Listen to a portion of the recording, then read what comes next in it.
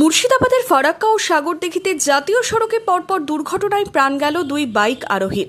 আহত হয়েছেন আরও দুজন। জানা গেছে, মঙ্গলবার বিকেলে সাগরদিঘির তেলাঙ্গল এলাকায় বীরভূম থেকে বাইকে করে ফেরার পথে নিয়ন্ত্রণ হারিয়ে বাইকটি রাস্তার পাশে ছিটকে পড়ে। তাতেই আহত হন বাইকে থাকা ৩ জন। স্থানীয়রা আহতদের উদ্ধার করে সাগরদিঘি সুপার স্পেশালিটি হাসপাতালে নিয়ে গেলে সুলতান শেখকে মৃত বলে ঘোষণা করেন চিকিৎসকেরা। মৃত যুবক সাগরদিঘির গাঙ্গাটা এলাকার বাসিন্দা। আমার ভাইপো গতকাল বাড়ি থেকে বেরিয়ে যায় বন্ধু বান্ধব বিকালের দিকে নিয়ে মোটরসাইকেল নিয়ে বীরভূমে বন্ধুর বাড়ি ঘুরতে যায়।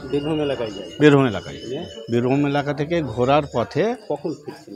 রাতের দিকে রাত্রে ফিরছিল। ফেরার সময়তেই ওই তেলঙ্গর যেখানে বলছে মোরগ্রাম থেকে ছেড়ে তেলঙ্গর ব্রিজ, ওই ব্রিজে ওখানেই অ্যাক্সিডেন্টটা করে। ওই অ্যাক্সিডেন্ট হয়ে 2জন আহত হয় আর একজন সঙ্গে সঙ্গে মৃত্যু হয়েছে। কিসে যাচ্ছিল? বাইকে যাচ্ছিল, মোটর বাইকে ফিরছিল। হ্যাঁ, মোটর বাইকে ফিরছিল। নিয়ে 3 জনেই ছিল। 3 জনকে সঙ্গে সঙ্গে আহত হওয়ার পরে হসপিটাল নিয়ে আসে, সাগরদিঘি হসপিটালে এসে একটা কিন্তু মারা যায় আমার ভাইপোটা। ডাক্তারবাবু বললেন যে মারা গেছে। আর 2জন একটু একজনের পায়ে লেগেছে আর একজনের হালকা সামান্য ছিঁড়াকাটা হয়েছে। ওকে ডাক্তারবাবু ছুটি দিয়ে দিয়েছে আর একজন ভর্তি আছে।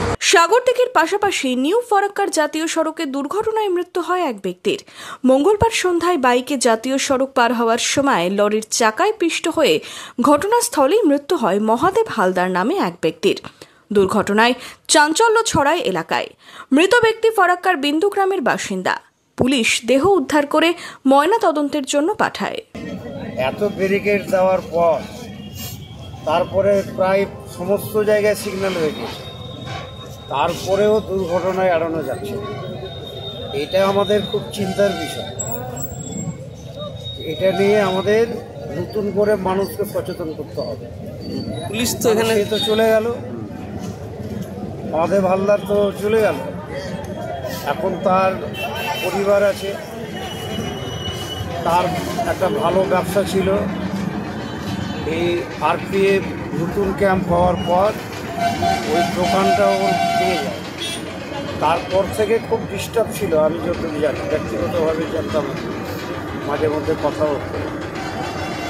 জানি না, কারণ সিগন্যাল সবে মাত্র দিয়েছে, তারই মধ্যে ও ঢুকেছে একটা গাড়ি গিয়ে, এটাই হয়েছে।